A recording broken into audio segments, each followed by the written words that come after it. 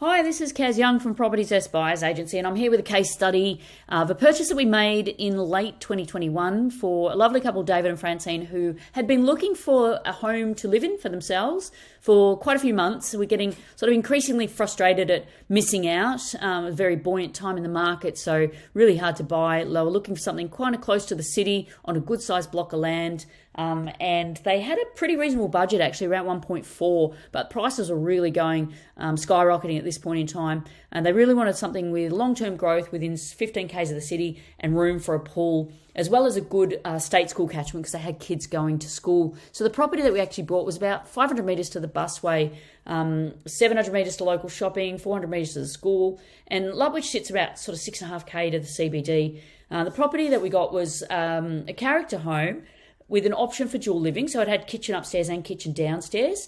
It was a 4x2x2, 483 square metre block, which was pretty good.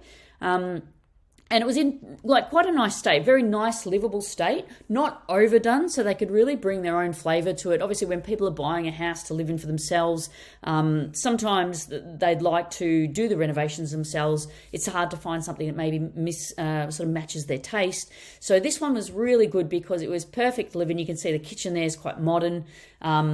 Easily livable, easily, you could sit on that for a while whilst you planned and implemented a renovation that suit your needs.